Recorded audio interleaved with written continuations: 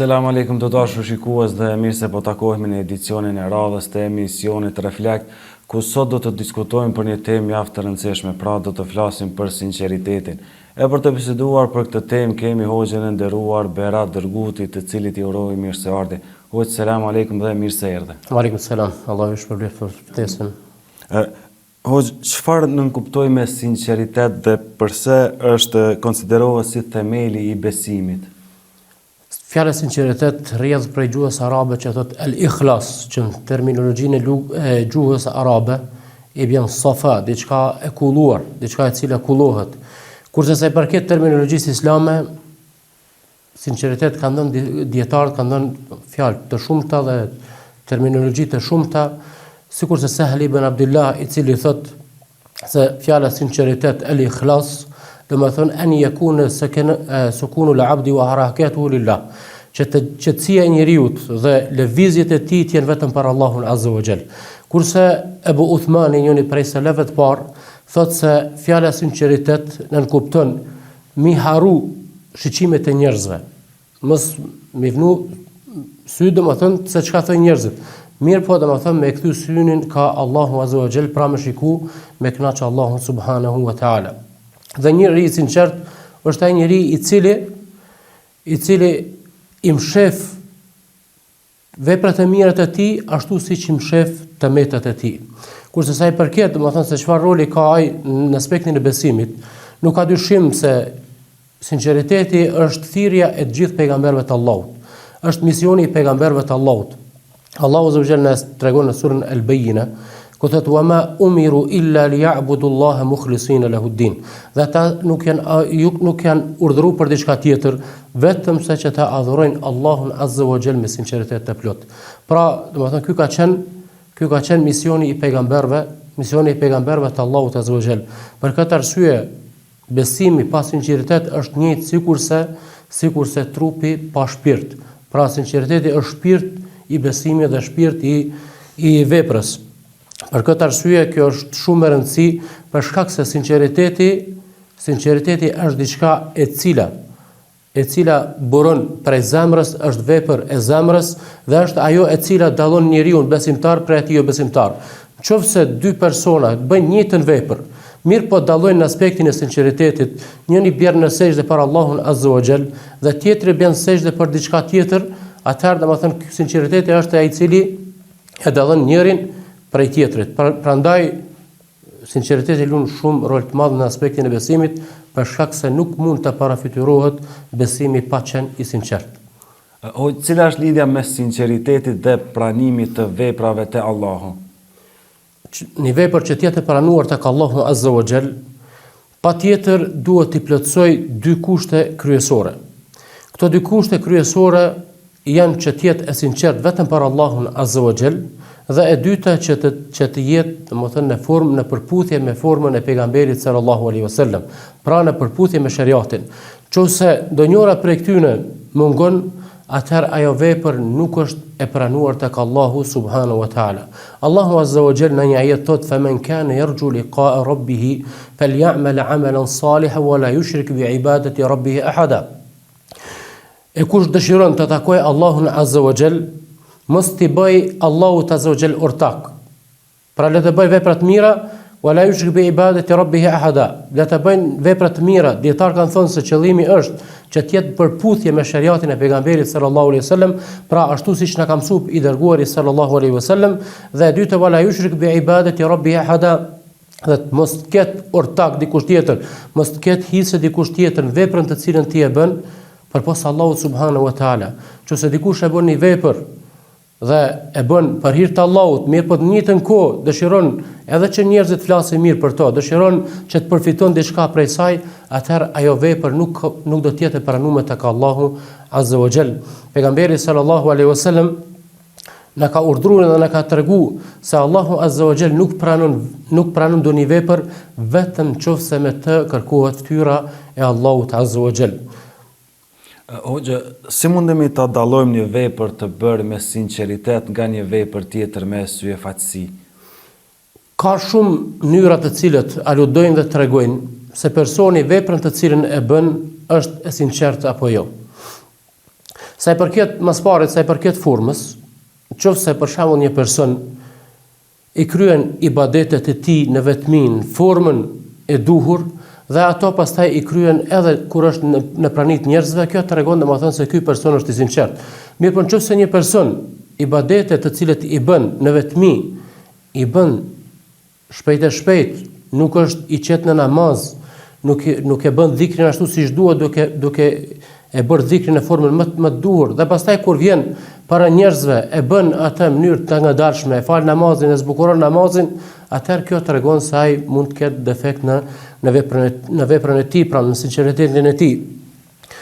E dyta, nuk kërkon dëshmitar tjetër dikot tjetër posa Allahut Azza wa Jall. Njeriu i sinqert nuk kërkon, nuk intereson atij a e shohin njerëzit atë apo nuk e shohin. Mirë, po çka është i kujdesshëm dhe është i vetëdijshëm se Allahu Azza wa Jall e sheh atë në çdo formë dhe në çdo kohë. Dhe çdo vepër të cilën e bën, syti ka vetëm ka Allahu Azza wa Jall dhe nuk i intereson se a sheh dikush prej krijesave veprën të cilën e bën ai. Pastaj nuk pret prej njerëzve as lavdata, as falënderime dhe as diçka në kompenzim për atë vepër të cilën e bën. Ibnul Qayyim rahimahullah thot, nuk parafiturohet që në zemrën e besimtarit të gjej vend sinqeriteti dhe dëshira për lavdata apo të lakmoj diçka për ata që kanë njerëzit. Pastaj njeriu çdo herë e vren veten e tij pa marrë parasysh se çfarë ka bërë për Allahun Azza wa Jall, cilën do vepër që ata ketë bërë për Allahun Subhanahu wa Taala, nuk e zmadhon atë. Çdo herë e sheh se është i mangët, e sheh se ajo vepër të cilën e bën, Allahu Azza wa Jall meriton hala më shumë se sa që e ka bërë. Dhe ka shumë, domethënë prej selefëve, të cilët e kanë nënversuar veten e tyre dhe nuk i kanë rrit edhe pse kanë qenë prej njerëzve të devotshëm. Abdullah ibn Mubarak thot, uhibbu salihin falastu minhum, thot unë i du njerëzit e mirë edhe pse nuk jam prej tyre, wa ubghidu at-talihin wa ana sharru minhum, dhe i urrej njerëzit e këqij me qenë se unë jam më i keq prej tyre. Gjithashtu Ayub Sakhtiani thot, sa herë përmendën njerëzit e mirë, thot e shoh veten time distancum prej tyre, e shoh veten time larg prej tyre. Gjithashtu ka pas domethënë për disa prej selefëve që njëri prej tyre në ditën e Arafatit ka thënë, o Zot, mos ja u kthej lutjet e tyre për shkak të meje, edhe pse ky njeri ka qenë një prej njerëzve shumë të devotshëm. Muhammad ibn Wasi' thot sikur se gjunohet kishin bajt aron, thot nuk kishit pas mundësin ndonjëri prej juve që të afrohet të rinë afër meje për shkak erës keqe që kishte për të ardhur. Pra kush pi thot këto fjalë i flasin disa njerëz të cilët në kohën e tyre kanë qenë prej njerëzve më të devotshëm. Pra njeriu i sinqert çdo vepër domethënë që e bën për hir të Allahut Azza wa Jall e sheh domethënë mangësi, e sheh se ka bëu pak për kon për Allahun Subhanahu wa Taala. Gjithashtu largohet, ka frikë prej famës. Tregohet një rast për Tausin rahimahullah, i cili ka pas student shumë dhe i afrohet Hasan al-Basriu dhe i thot a je i kënaqur me këta njerëz të cilët po të ndëgjojnë? Thot nëse e ki kët pra vetpëlqim që njerëzit po të ndëgjojnë shumë, ki studenta shumë, thot atëherë ngrihu prej këtij mezhlisi, dhe Tausi rahimahullah ngritet dhe largohet prej tij. Gjithashtu njëri prej dietarëve të mëdhej dhe prej njerëzve të devotshëm del një ditë në treg dhe kërkon me ble një pet, një robë. Dhe njëri kalimtar i rastit i cili e njifte këtë njeri, i thot atij shitsi, thot bën kujdes me këtë se ky është fulani, pra dietar, njeri i devotshëm, thot bën kujdes me pazarin që e bën, pra mi lën malir. Atëherë Muhajrizi ka pasur me ky person dhe i thot i zemruar, i thot atij, thot unë thot e blej dynjan me dynja dhe asesi nuk e blej dynjan me ahiretin tim. Pra njeriu i sinqert çdo herë kujdeset që të mos rrshet në diçka e cila do t'ia prish veprën atij. Me qenë se nifaku është cilësi kaq jo e dobishme, si duhet ta luftojmë këtë cilësi, pra të nifakut dhe dëshirën për t'u lavdëruar? Pejgamberi sallallahu alaihi wasallam pejgamberi sallallahu alaihi wasallam një prej brengëve më të mëdha që e ka pas pejgamberi sallallahu alaihi wasallam ka qenë kjo. Pejgamberi një ditë kur dal dhe i ndëgjon disa prej sahabëve të cilët e përmendën fitnën e Dejjallit, atëherë pejgamberi sallallahu alaihi wasallam ju tha: "Ala ukhbirukum bima huwa akhfafu alaykum indi?" Thot, a doni më tregu për diçka e cila unë kam frikë për juve më shumë se sa fitna e Dejjallit? Atëherë sahabët shokët e pejgamberit sallallahu alaihi wasallam i thanë: "Bela ya Rasulullah." Thanë, patjetër o i dërguar i Allahut. Atëherë pejgamberi sallallahu alaihi wasallam tha: "Ash-shirku al-khafi." Thot, o shirku i msheft. Thot pejgamberi sallallahu alaihi wasallam: "Yaqumu ahadukum fayusalli." Thot, ngritet ndonjëri prej juve dhe falet. Fayuzayyinu salatahu lima yara min nadhari an-nas. Thot, e zbukuron namazin e tij për shkak se e shef që njerëzit e shikojnë atë. Rreziku i nifakut është shumë i madh. I syfaqësisë dhe nifakut është shumë i madh. Për shkak se nifaku, syfaqësia e prish veprën. Allahu azza wa jalla në Kur'an çfarë thot? Ja ayyuhalladhina amanu la tubtilu sadaqatikum bil manni wal adha.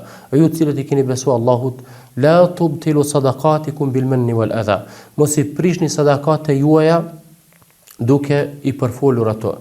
Kalladhi yunfiqu malahu ri'a an-nas, sikur sa ata të cilët japin pasurinë e tyre që vetëm për syfaqësi. Rreziku tjetër është se personi i cili e bën veprat e tij me nifak, me dyftyrsi, me ria, është se është në kërcësimin e Allahut azza wa jall, meriton dëshkimin e Allahut azza wa jall. Në një hadith që transmeton Ebu Huraira, ku Ebu Hurairas i bën të fikë 3 herë, për shkak rrezikut të madh që e bart ky hadith i pejgamberit sallallahu alaihi wasallam, thot Ebu Huraira, thot zjarri do të ndizet me 3 persona. Thot me dietarin, kur Allahu azza wa jall e sjell përpara dhe e përmend të mirët që Allahu azza wa jall i jep atij, dhe i thot çfarë ke bërë ti për mua? Thot, ja Rabb, thot, unë nuk kam lënë vetëm se i kam mësuar njerëzit Kur'an, të lexojnë Kur'an, ta përmendin fjalën tënde. Allahu azza wa jall i thot, ke dhebt, thot ti po gënjen, thot ti ke mësuar njerëzit që njerëzit thonë se fulani është i dishëm, fulani është lexuesi i Kuranit, fulani mëson njerëzit tjerë fjalën e Allahut dhe i urdhon melekët që ta marrin dhe ta hudhin zjarmin e xhenemit. E pastaj Allahu azza wa jall e sjell mujahidin, njeriu i cili ka sakrifikuar më shumë në rrugën e Allahut azza wa jall, mirë po ka pas defekt në veprën e tij e cila nuk ka qenë sinqert për Allahun azza wa jall, dhe pasi që Allahu azza wa jall ja përmend të mirët e tij, i thot, çfarë ke bërë ti për mua? Thot, ja Rabb, thot, unë nuk kam lënë, kam luftuar derisa kam ra shahid. Thot Allahu azza wa jall, thot, ke dhëb, thot, po gënjen, ti ke luftuar që njerëzit thon fulani është i guximshëm, fulani është i fortë, fulani është i fuqishëm. Thot Allahu azza wa jall, thot, kapne, i urdhon melekët ta kapin dhe ta hudhin zjarmin e xhenemit. E pastaj Allahu azza wa jall e sjell një njeri i cili ka shpenzuar pasuri dhe vetëm që njerëzit folin fjalë për to. Atëherë Allahu azza wa jall pasi që përmend të mirat i thot, çfarë ke bërë ti për mua? Thot, unë nuk kam lënë, thot, vend ku ka pas nevojë diçka më ndërtu, qoftë xhami, qoftë fukara, qoftë diçka gjajshme, thot, vetëm se kam dhënë. Allahu azza wa jall thot, ke dhëb, thot, ke gënjy për shkak se ti ke dhënë vetëm që njerëzit thonë fulani është bojar, fulani jep shumë, fulani është i gjymërt.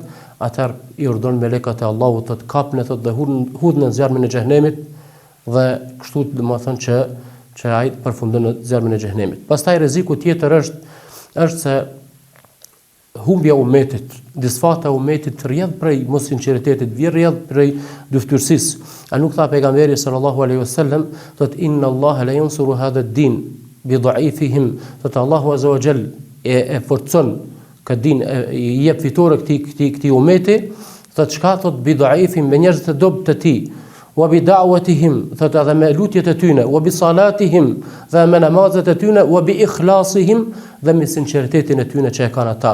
Dhe e kundërta, nëse nuk janë sinqert, atëherë çfarë vjen? Atëherë vjen disfata e umetit pejgamberit sallallahu alaihi wasallam. Pra këto janë disa prej rreziqeve që sjell riaja dhe nifaku. Hoj, e kuptuam dëmin e jo sinqeritetit në raport me Allahun, por çfarë dëmi sjell mungesa e sinqertit në raport me njerëz dhe në jetën personale? Njeriu i cili domethënë nuk është i sinqert e humb bereqetin. Dhe Allahu azza wa jall, një person i cili nuk është i sinqert, pa marrë parasysh se sa do që të zgjat ajo dyftyrësia e tij, syefaqësia e tij, Allahu Azza wa Jall, domethënë këtij njeriu nuk i jep bereqet dhe e shplon herë do kur do, Allahu Azza wa Jall e shplon atë. Për këtë arsye njeriu duhet që të jetë çdo herë i kujdesshëm me veprat e tij se çfarë bën, për shkak se nëse don që Allahu me fitu dashurinë e Allahut Azza wa Jall, e pastaj që Allahu Azza wa Jall që ka dashuri t'ja fus në zemrat e njerëzve që ta dojnë atë, atëherë është patjetër që të jetë i sinqert dhe përndryshe do ta humb bereqetin që Allahu Azza wa Jall i jep atij.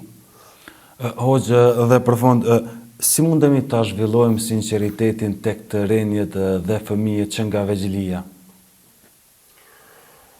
Elhamdulillah, umeti islam ka shumë shembuj të mëdhenj dhe ka pas burra çdo herë të sinqert. Dhe sot në vend se që ti drejtojmë fëmijët tanë, t'ju tregojmë ngjarjet e njerëzve të mëdhej, sahabëve, shokëve të pejgamberit sallallahu alaihi wasallam, si kanë qenë ata në raport me Allahun Azza wa Jall, si kanë kryer ibadetet e tyre, si kanë bërë veprat e tyre në mënyrë të fshehtë, kjo do të ishte domethënë një prej formave më të mira që ne t'i mësojmë fëmijët tanë për sinqeritetin. Gjithashtu pastaj ne duhet të jemi vetë model për ta, për shkak se nëse ne pasi që të bëjmë ndonjë vepër të mirë, lëvdohemi para familjes, lëvdohemi para njerëzve të tjerë, para shoqërisë, atëherë ti nuk ke mundësi domethënë që fëmin tanë t'ia mësojsh sinqeritetin. Mirë, po çfarë? Duke i treguar atij ajetet, fjalët e Allahut Azza wa Jall, se çfarë thot Allahu për njerëzit e sinqert, çfarë pozitë kanë ata tek Allahu Azza wa Jall, duke i lexuar atij hadithet e pejgamberit sallallahu alaihi wasallam dhe gjithashtu siç e përmendëm historinë e sahabëve, atëherë nuk ka dyshim se ata do ta kuptojnë vlerën e sinqeritetit dhe do të distancohen prej çdo gjë e cila e prish sinqeritetin.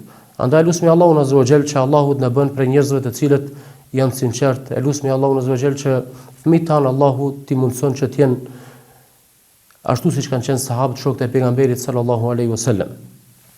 Hoxha, ky është dhe fundi i emisionit dhe ne ju falenderojmë që jeshit sot me ne. Allah ju shpëlbeft, Allah ju nderoft, Allah dhash bereqet ndavet. Amin.